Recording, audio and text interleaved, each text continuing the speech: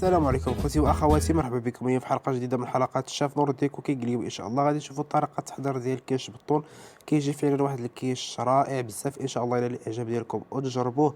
وكيما العاده خوتي، الا عجبتكم الحلقه ديال اليوم ما تبخلوش علينا بواحد جيب الفيديو، اشتركوا في القناه باش دائما توصلوا بجديد الوصفات.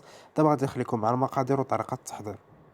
بالنسبه للمقادير غادي نحتاجوا العلبه ديال الذره المعلب اللي صفيناها من الماء، كذلك علبه ديال الطون بالزيت اللي صفيناها من الزيت. غادي نحتاجوا الياغورت مسوس.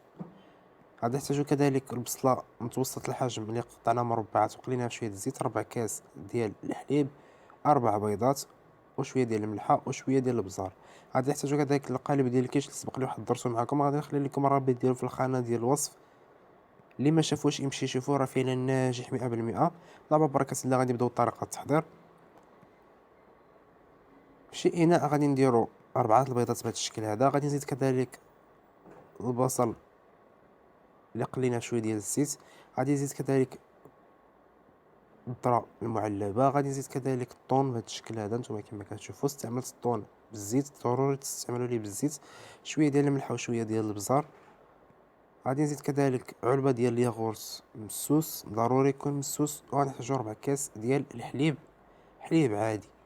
وغادي نخلطوا المكونات بهذا الشكل هذا مزيان حتى كيتخلطوا لينا مزيان وكيتجانسوا جميع المقادير بهذا الشكل هذا. نتوما كما كتشوفوا.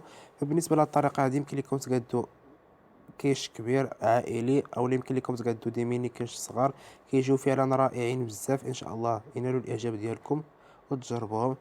ودابا على بركه الله كتجيبوا القالب ديال الكيش بهذا الشكل هذا. نتوما كما كتشوفوا، كما قلت لكم راه سبق لي حضرته معكم، كنخويو فيه الخليط بهذا الشكل هذا وكنوزعوه على الخليط كامل بهذا الشكل هذا. نتوما كما كتشوفوا، يعني كنوزعوه بالتساوي باش يجينا طبقه واحده، ما تجيناش شي جهه مايله ولا شي حاجه.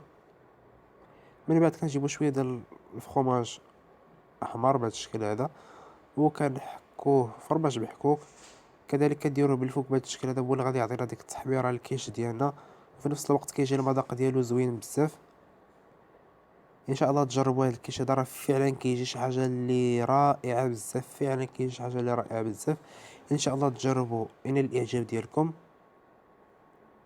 اللي ما عندوش الفرماج يمكن ليه يدير يشد داك الفرماج المثلث اللي كندهنوه في الخبز ويديروه في الكونجيلاتور حتى كيتكلاصا ويحكوا على الكيش، راه فعلا كيجي بنين حتى هو بزاف.